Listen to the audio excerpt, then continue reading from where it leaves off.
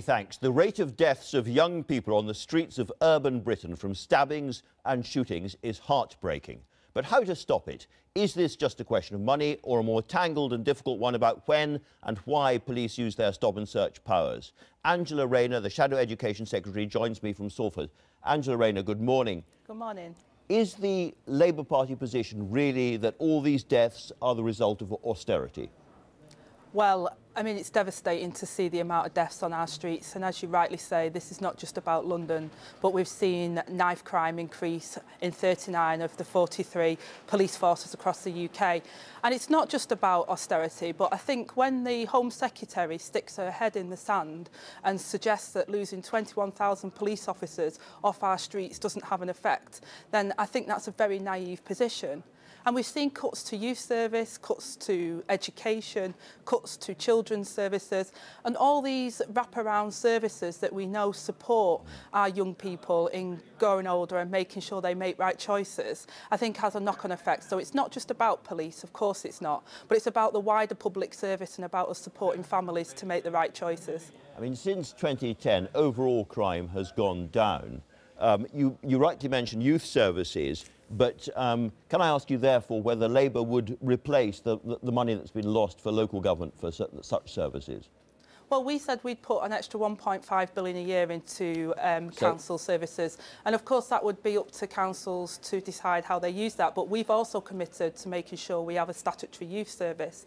I mean, I worked in local government for many years and my husband was a youth worker. And I remember the tremendous work that they used to do in our communities. In fact, I was one of those children that used to follow the van and get the chocolate biscuits from them and their advice and support. And it's a lifeline for young people that are often on the streets for many hours needing that support. This is the problem now. You're offering 1.5 billion, which sounds like a lot of money, but it's only 10% of the cuts to local government budgets that this government has made. If you were really going to change the situation on the ground for local authorities up and down the country, you'd have to offer a great deal more money than you are at the moment. Well, we've also committed to ensuring that we'd lost 1,000 Sure Start centres under this government. We've lost 21,000 police officers.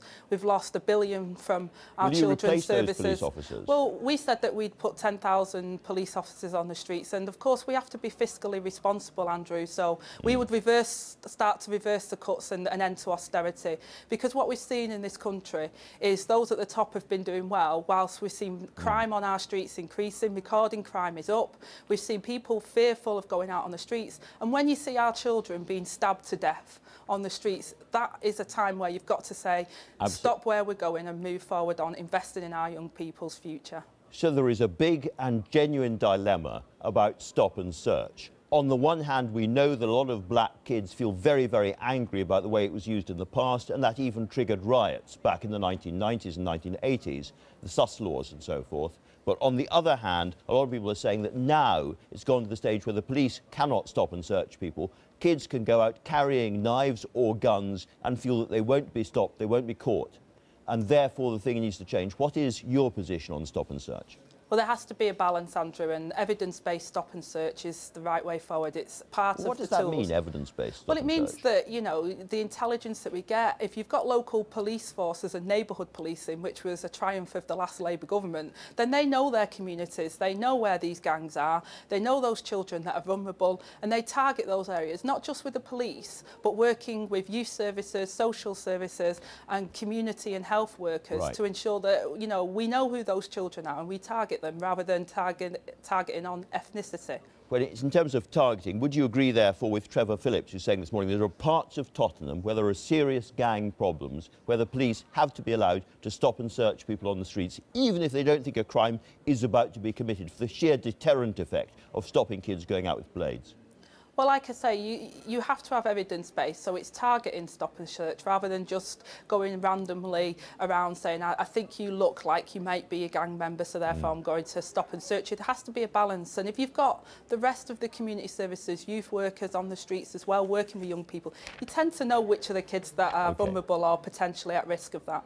Right, we're coming up to the local elections. Your party's faced a lot of problems over anti-Semitism, and this was something that you yourself warned about back last autumn when you said, no more jam tomorrow, I want some hard actions to be taken about this. Have you seen hard actions and are you satisfied with what's going on? Well, Jeremy's been quite clear there's no place for anti-Semitism in our party, but I've been a little frustrated that we haven't moved forward on the Chakrabarti report as fast as I would have liked to have seen.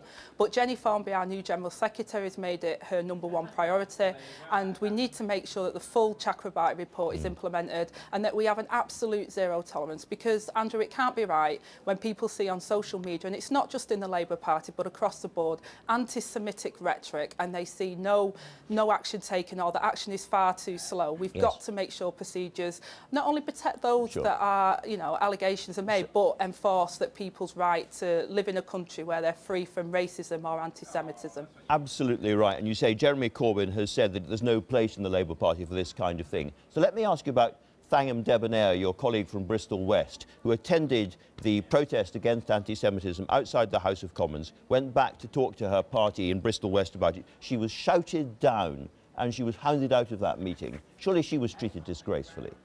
Well, I wasn't at the meeting, Andrew, but what I can tell you is Thangham is an absolute credit to the Labour Party and has actually been working with me as the opposition whip to ensure that we hold the government to account for the bursaries cuts, that we'll have a vote on that in Parliament very soon, which is very important to people across the UK. So Thangham's doing a fantastic job.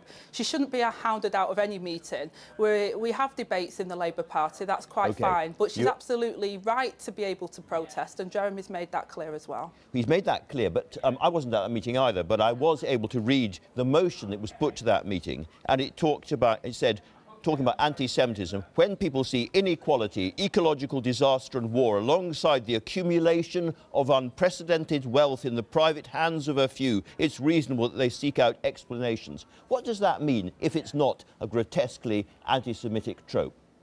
Well, again, I didn't write that motion. I would potentially see some of the issues with that is the inequality that's growing in the UK and people's focus on feeling quite annoyed about that and wanting to do something about it in a broader sense. I mean, I wasn't the person that wrote the motion, but let's be absolutely clear that there's no place for anti-Semitism in the party, but there is a place for fantastic local MPs like Thangham Debonair, who's getting on with the job of protecting the most vulnerable in society. And she was shouted down in her own party meeting when that kind of motion was put to her. Do you think Bristol West Labour Party should be suspended by Jeremy Corbyn because it's doing exactly what he said shouldn't happen? Well, Bristol West Labour Party, I was over in the southwest just this week talking about children's centres closures that the local council have implemented and the cuts they've received from central government. I think actually what they need to concentrate on is highlighting the devastating effects on our communities of this Tory-led government on our local councils. Thank you very much indeed for